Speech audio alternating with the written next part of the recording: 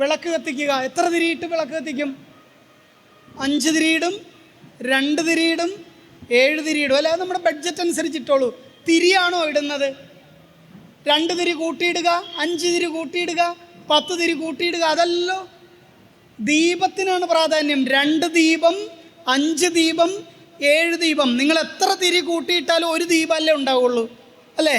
അപ്പം 2, 5, 7 എന്ന കണക്കിൽ ദീപം തെളിയിക്കണം. സന്ധ്യാസമയത്ത് തെളിയിച്ചിട്ട് മിനിമം ഒരു മുഹൂർത്തം 40 മിനിറ്റെങ്കിലും കത്തണം. അതിനുശേഷം എന്ത് ചെയ്യണം? അണച്ചു വയ്ക്കണം. എങ്ങനെ അണക്കണം? അങ്ങനെയാണോ അണക്കണത്? പതുക്കെ അത് നമ്മൾക്ക് പ്രകാശം തരുന്ന ഈശ്വരനാണെന്ന് കൽപ്പിച്ച് ഒരു പുഷ്പം കൊണ്ടോ ചന്ദനത്തിരിയുടെ ആ തണ്ട് കൊണ്ടോ പതുക്കെ ഇങ്ങനെ, അല്ലെങ്കിൽ കൈക്കുള്ളിലെ കാറ്റുകൊണ്ട് പതുക്കെ അണയ്ക്കാമെന്നുണ്ട്. ഇങ്ങനെയല്ല, കൈക്കുമ്പിളിലെ കാറ്റുകൊണ്ട് അണച്ചു വയ്ക്കണം, അല്ലേ? വിളക്ക് കത്തിയാൽ ഐശ്വര്യം ഉണ്ടാകുമെന്നും പറഞ്ഞ് 24 hours കത്തിച്ചു വെക്കാൻ പറ്റുമോ? പറ്റില്ലല്ലോ.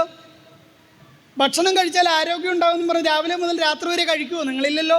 അതുപോലെ ആവശ്യത്തിന് മാത്രമായിരിക്കണം വിളക്ക് കത്തിക്കുക, അല്ലേ? പണ്ട് കാലത്ത് ചില വീടുകളിൽ 6 മുതൽ 7 വരെ വിളക്ക് കത്തിക്കും. അപ്പോൾ 7 മണിക്ക് കരണ്ട് കെട്ടുണ്ട്. അപ്പോൾ 6 മുതൽ 7 വരെ പ്രാർത്ഥിക്കുവാനുള്ളൊരു ഉപാധിയാണ് വിളക്ക്. എല്ലാ പ്രാർത്ഥന അതിൻ്റെ മുന്നിൽ ഇരുന്നിട്ടാണ്. എന്നിട്ട് വിളക്കണയ്ക്കുമ്പോൾ പറഞ്ഞ് മോനകത്തെന്ന് വിളിച്ചാൽ അമ്മയെ കരണ്ട് കെട്ടാണ്. അപ്പോൾ അമ്മ പറയും എന്നാൽ പിന്നെ 7:30 കഴിഞ്ഞ് അണയ്ക്കാം.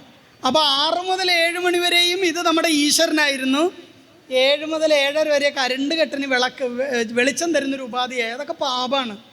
ആചരിക്കുകയാണെങ്കിൽ ധർമ്മത്തെ അറിഞ്ഞ് ആചരിക്കണം, ഇല്ലെങ്കിൽ ചെയ്യാൻ പോകരുത്.